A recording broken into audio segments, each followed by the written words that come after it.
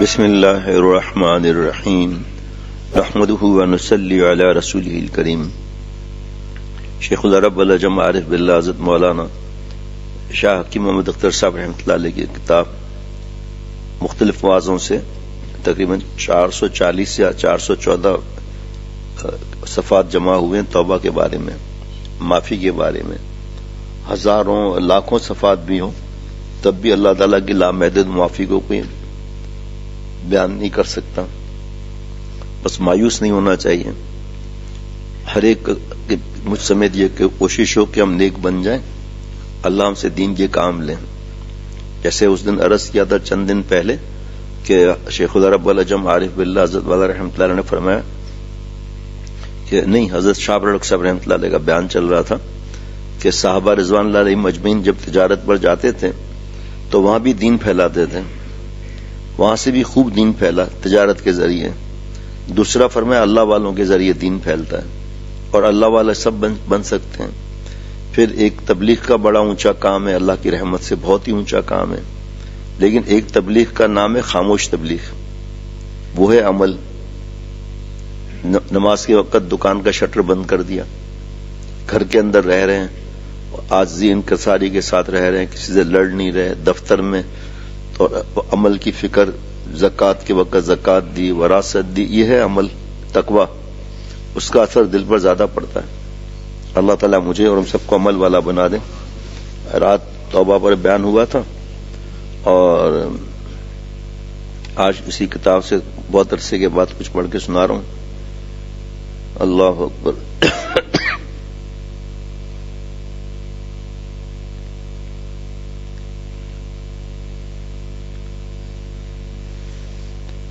حضرت والا کا شعر ہے، اسلب نادیدہ صد بوسہ رسید، منچ گویم روچ لذت کشید۔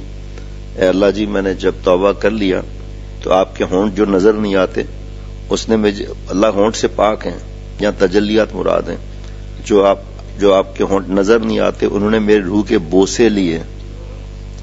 میں نہیں بتا سکتا وہ مزے کا کیا حال ہے۔ سورہ انفال میں اللہ تعالیٰ فرماتے ہیں کہ اور اللہ تعالیٰ ایسا نہ کریں گے کہ ان میں آپ کے ہوتے ہوئے ان کو عذاب دیں، اور اللہ تعالیٰ ان کو عذاب نہ دیں گے جس حالت میں کہ وہ استغفار بھی کرتے رہتے ہیں۔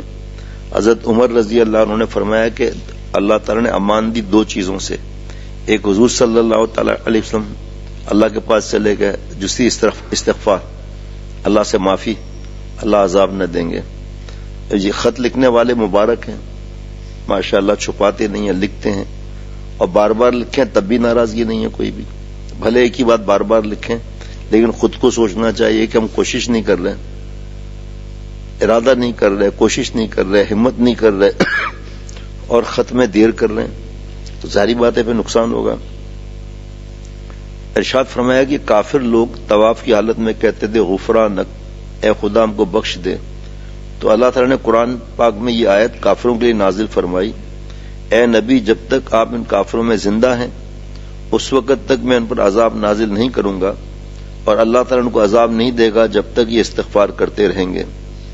حکیم الامت مجدد ملت حضرت مولانا اشرف علی صاحب تھانوی رحمۃ اللہ علیہ نے بیان القرآن میں اس کی تفسیر میں فرمایا کہ اللہ نے کافروں کو جو بشارت دی ہے وہ دنیا کے لیے ہے، اگر کافر بھی استغفار کرتے رہے گا تو دنیا میں اس پر عذاب نہیں ہوگا، لیکن آخرت کے عذاب سے نہیں بچ سکے گا بوجہ ایمان نہ لانے کے۔ اب جب دیکھیں اللہ نے شکل دی ہے، اپنے پیارے کی نقل دی ہے، اپنے پیاروں کی اللہ تعالیٰ نے، ہم جب روڈوں پر شور شرابے کریں گے، ہوٹلوں پر بیٹھ کر مستیاں کریں گے، ہوٹل پر بیٹھے ہوئے مسلسل ٹیلی ویژن دیکھ رہے ہیں، ہوٹل پر بیٹھے ہیں اخبارات گندی تصویروں والے دیکھ رہے ہیں، تو گزرنے والے کہے گا کچھ بھی نہیں، وہ کہے گا اس سے بھائی تو ہم اچھے ہیں جو براہ راست اپنے آپ کو گناہ گار سمجھتے ہیں۔ انہوں نے آگے سنبھالنا ہے، ان کا یہ معاملہ ہے، تو یہ خاموش تبلیغ کہاں ہوئی ہے؟ اپنے نفس کی خواہشات کو پورا کرنے کا نام دین تھوڑی ہے۔ اللہ جس طرح چاہے وہ معاملہ ہے، اور مقتدا نماز پڑھنے والا بھی مقتدا ہے، وہ مقتدا دوسری بات الگ ہے۔ تو جب وہ جھوٹ بولے گا، غصہ کرے گا اور غلط معاملات کی طرف جائے گا، خیر شرعی تقریبات میں جائے گا، تو بہت معاملہ نازک ہو جاتا ہے۔ اللہ حفاظت فرمائے۔ ملا علی قاری رحمۃ اللہ علیہ محدث عظیم رحمۃ اللہ علیہ اس آیت کی تفسیر میں فرماتے ہیں جب استغفار کافروں کو بھی نفع دے رہا ہے اور ان کو دنیا کے عذاب سے بچا رہا ہے تو مسلمان کو کیوں نفع نہ دے گا؟ سبحان اللہ۔ ملا علی قاری رحمۃ اللہ علیہ نے اس آیت کے بارے میں حضرت علی رضی اللہ عنہ کا قول مشکات کی شرح مرکات جلد نمبر 5 کتاب الاستغفار میں نقل فرمایا۔ حضرت علی رضی اللہ عنہ فرماتے ہیں کہ اے مسلمانوں، اے اصحاب رسول صلی اللہ علیہ وسلم اور تابعین سن لو، اور قیامت تک کے لیے سن لو کہ اس آیت میں اللہ تعالیٰ نے آگ حضرت عمر رضی اللہ عنہ والی بات آ گئی، اپنے عذاب سے بچانے کے لیے 2 امان نازل فرمائے تھے، تو عذاب سے نجات کا ایک ذریعہ تو ہم سے اٹھ گیا، یعنی حضور صلی اللہ علیہ وسلم تو دنیا سے اٹھا لے گئے، اور باقی دوسرا حصہ باقی ہے استغفار کا۔ ہمارے بزرگوں کا آپ دیکھیں گے نا، جس کا شیخ جس کو کہے اس کی کتاب کو آپ پڑھیں گے، توبہ اور استغفار۔ اچھا، اس میں ایک عجیب بات اور بھی ہے جس طرف ہمارا دھیان نہیں جاتا، وہ ہے کہ کتنی بھی مشکل ہو، تکلیف ہو، سمجھ میں نہ آ رہا ہو کوئی بات کو، استغفار کو بڑھا دیں شیخ سے پوچھ کر، استغفار کو بڑھا دیں آپ۔ تکبر کا خطرہ ہو، جہاں کا خطرہ ہو، حضرت والا رحمۃ اللہ علیہ پیارے شیخ میں نے آنکھوں دل کی ٹھنڈک بیان سنتے تھے، اپنے کمرے میں اسپیکر لگا ہوا تھا۔ جب حضرت کو فالج کے بعد طبیعت ناساز ہونی شروع ہوئی تو حضرت نے ایک بار مجھ سے فرمایا کہ میاں، تو کسی نے تعریف کی مفتی صاحب نے اور ایک دو نے تعریف کی، تو ایک تو کل بتا دیا تھا، حضرت نے فرمایا کہ یہ سائٹ پہ فالج تھا، سیدھے ہاتھ پہ الٹے ہاتھ پہ اشارہ کر کے فرمایا کہ ما اصابک من حسنۃ فمن اللہ، حضرت کے کمرے میں ابھی بھی لگا ہوا ہوں، وما اصابک من سیئۃ فمن نفسک۔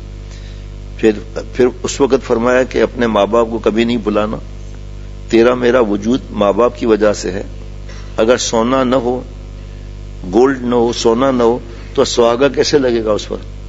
جویلر سمجھ رہے ہیں سہاگا کیا ہوتا ہے، تو فرمایا ماں باپ کا وجود نہ ہوتا، وہ ہمارا وجود نہ ہوتا ماں باپ کی وجہ سے، تو کون سا نماز پڑھنا تھا، کیا کرنا تھا۔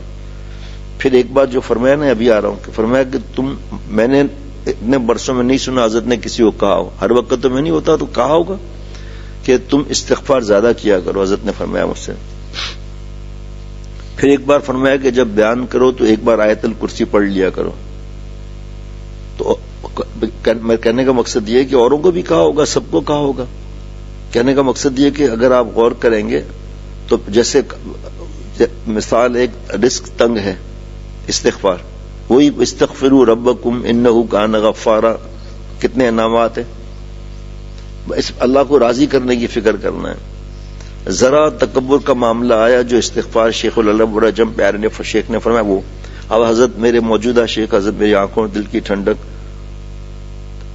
ترجمان اکابر شیخ الحدیث حضرت شاہ عبد المتین بن حسین دامت برکاتہم، آپ جتنے بیان حضرت کے سنے، آپ دیکھیں اس میں استغفار کتنا زیادہ ہے۔ اس سے ایک فائدہ یہ ہوتا ہے کہ خود کو فائدہ ہوتا ہے، ایک نمبر 2 دوسرے کو مایوسی سے نکالا جاتا ہے، جب وہ مایوسی سے نکلے گا تو دین میں آگے بڑھے گا۔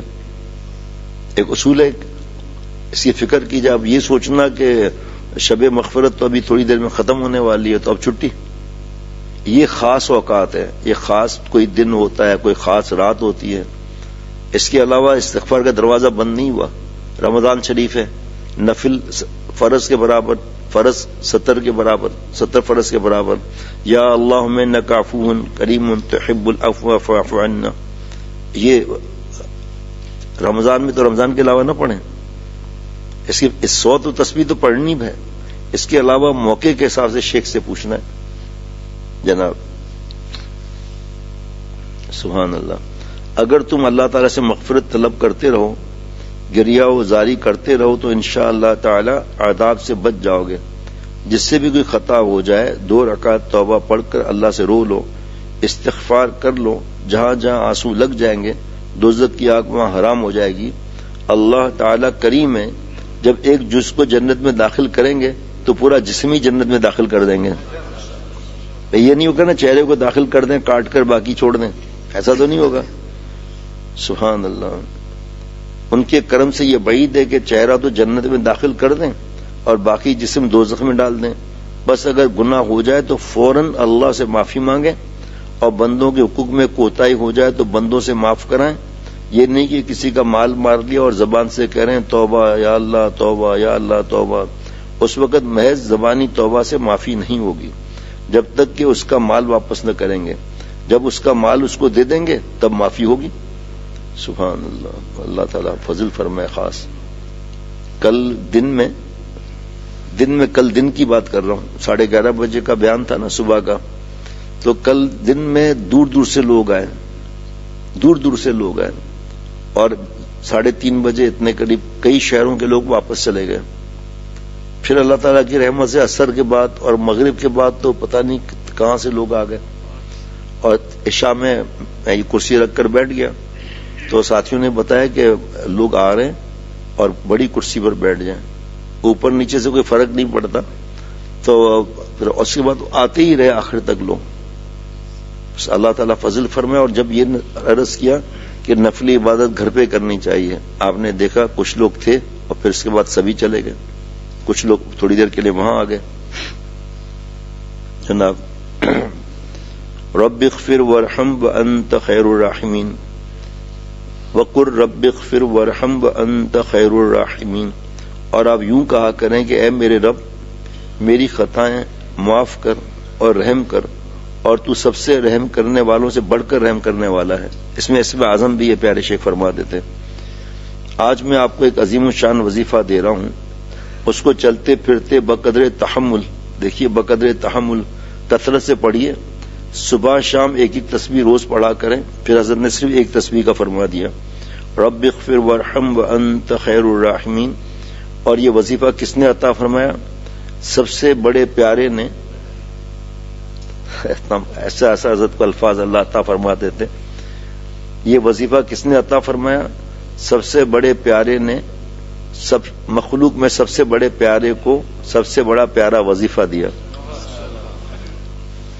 یہ اللہ والوں کے بیان کا کیا معاملہ ہے؟ میں تو دوستوں سے پوچھتا ہوں, آپ اتنی کتابیں پڑھتے ہیں, کون سی کتابیں یہ جملے لکھیں؟ ان جملوں سے سیدھا دل پر اثر پڑتا ہے اور توفیق ہو جاتی ہے, اور توفیق ہو جاتی ہے. اب رات کو دیکھیے اللہ کی شان. اشعار تو کم پڑھانے تھے نا, مفتی صاحب نے اشعار پڑھے, ہمارے مفتی محمد کریم صاحب نے, ٹھیک. اس کے بعد میں نے دوست کو بلایا اشعار کے لیے, تو جو میں چاہتا تھا نا, اور وہ خود یہی اشعار پڑھنا چاہتے تھے, حضرت والا کے اشعار ہیں, اے خالق کون و مکان کر کے. اب جب وہ طرز تو ان کی وہی تھی, اب جب انہیں طرز پڑھی میں نے کہا وہ الفاظ تو آ ہی نہیں رہے, لیکن وہ میں نے پہلی دفعہ سنے ہیں اشعار جس میں اللہ تعالیٰ کی قدرت کو دکھایا گیا.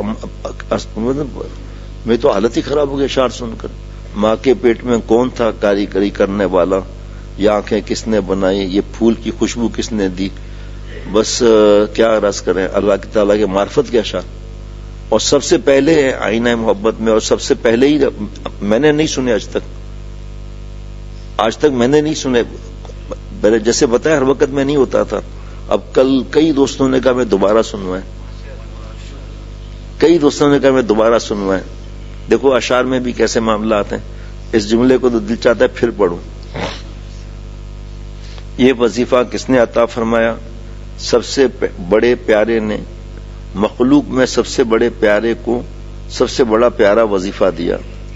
سب سے بڑے پیارے یعنی اللہ تعالیٰ نے سب سے بڑے پیارے یعنی حضور صلی اللہ علیہ وسلم کو یہ سب سے بڑا پیارا وظیفہ دیا. سبحان اللہ. اور جو سب سے بڑا پیارا ہوتا ہے اس کو سب سے بڑی پیاری چیز دی جاتی ہے, پیارے کو معمولی چیز نہیں دی جاتی. لہذا یہ امت کی مغفرت کے لیے بہترین وظیفہ ہے. اللہ تعالیٰ فرماتے ہیں رب اغفر وارحم, یہ اے محمد صلی اللہ علیہ وسلم آپ اپنے پالنے والے سے مغفرت مانگیے. رب کیوں نازل فرمایا؟ جو پالتا ہے اس کو اپنی پالی ہوئی چیز سے محبت ہوتی ہے. تم ایک بلی پال لو تو بلی سے محبت ہو جائے گی. جو مجبوراً حفاظت کے لیے اپنے شکار کے لیے یا حفاظت کے لیے کتا پال لو تو کتے کو بھی اپنی کھانا دے کر اس سے بھی تھوڑا تعلق ہو جاتا ہے. تو تم ایک بلی پال لو تو بلی سے محبت ہو جاتی ہے, کتا پال لو تو کتے سے بھی محبت ہو جاتی ہے. میں تمہارا پالنے والا ہوں, مجھے تم سے محبت نہ ہوگی؟ لہذا اللہ اب سنیے آگے. لہذا اب یہ تو میں کئی بار پڑھ چکا ہوں, سن چکا ہوں, میں بیان کروں نا اس کو. میں یاد کر کے اس کو بیان کروں اسی الفاظ کے ساتھ؟ یہ معاملہ بڑے عجیب ہیں یہ معاملے جناب. سبحان اللہ. میں تمہارا پالنے والا ہوں، مجھے تم سے محبت نہ ہوگی؟ لہذا اللہ تعالی نے اپنے دریائے رحمت میں جوش کے لیے خود سکھا رہے ہیں کہ اے رب کہو، اے پالنے والے کہو، تاکہ تمہارے منہ سے جب سنوں کہ اے میرے پالنے والے تو میرے دریائے رحمت میں طوفان پیدا ہو. جیسے چھوٹا بچہ جب کہتا ہے اے میرے ابا، تو ابا کے دل میں محبت کا کیسا جوش اٹھتا ہے. اور یہ کہے کہ ابا مزہ نہیں اس میں، اے میرے ابا. سبحان اللہ، اللہ اللہ، سبحان اللہ. جب بچہ کہتا ہے میرے ابا تو باپ کے دل میں محبت کا کیسا جوش اٹھتا ہے. رب اغفر، اے میرے رب مجھے معاف فرما دیجئے. تو مغفرت یہ کیا معنی ہوئے؟ بستر القبیح و اظہار الجمیل، میری برائیوں کو چھپا دیجئے اور نیکیوں کو ظاہر کر دیجئے، ظاہر فرما دیجئے. ورحم، اور رحمت یہ کیا معنی ہیں؟ حضرت حکیم الامت تھانوی رحمۃ اللہ علیہ نے رحمت کی 4 تفسیر کی ہیں، یعنی توفیق طاعت، فراخی معیشت، اور فراخی معیشت یعنی رزق میں برکت، بے حساب مغفرت، اور رات کو کیا بتایا تھا؟ دخول جنت. سبحان اللہ. بندہ جب مغفرت مانگتا ہے تو شیطان کو انتہائی غم ہوتا ہے، بہت چلاتا ہے، اپنے سر پر مٹی ڈالتا ہے کہ یہ بندے تو بہت چلاک ہیں، میں نے تو ان کو گناہ کا مزہ چکھایا تھا اللہ سے دور کرنے کے لیے، لیکن انہوں نے اللہ تعالیٰ سے معافی مانگ کر اپنا کام بنا لیا، میری ساری محنت بیکار گئی، میری بزنس تو لاس میں جا رہی ہے. شیطان مایوس ہو جاتا ہے. اس لیے سفر میں، حضر میں، جہاں بھی رہیے اس وظیفے کو کثرت سے پڑھتے رہیے. پوچھا حضرت والا سے، حضرت کثرت کا مطلب کیا ہے؟ فرمایا 100 دفعہ تو کر لیا، اس کے بعد کبھی 11 مرتبہ پڑھ کر دوسرے کام میں لگ گئے، کبھی موقع ہے تو 33 دفعہ پڑھ لیا، 11 مرتبہ پڑھ لیا. اور یہ کثرت کا ہے، یہ نہیں کہ بغیر مانگے پڑھتے ہی جا رہے ہیں. جناب اللہ سے دعا کریں گے یا اللہ جب ہم یہ وظیفہ پڑھیں تو ہمارے دل میں بھی اتار دیجیے. اللہ اللہ. اس کی برکت سے انشاءاللہ تعالی معافی بھی ہو جائے گی. جناب اللہ کو رحم آ جائے گا کہ یہ بندہ اپنی خطاؤں پر بار بار روتا ہے، تو کیا عجب ہے کہ اللہ تعالیٰ ایسی توفیق دے دے کہ گناہوں سے ہمیشہ کے لیے محفوظ ہو جائے. الا من تاب وآمن وعمل عملا صالحا فاولئک یبدل اللہ سیئاتہم حسنات. مگر جو شرک اور معاصی سے توبہ کر لے، سورہ فرقان میں آیت نمبر 30، اور ایمان بھی لے آئے اور نیک کام کرتا رہے تو اللہ تعالیٰ ایسے لوگوں کے گزشتہ گناہوں کی جگہ نیکیاں عطا فرما دیں گے. سبحان اللہ.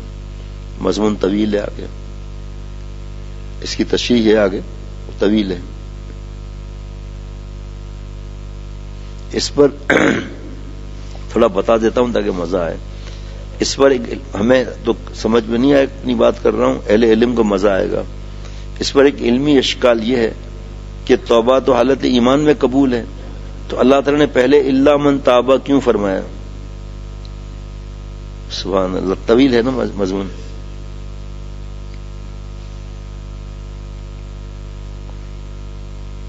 تفسیر مظہری سے اللہ نے بیان کرایا حضرت والا سے. سبحان اللہ.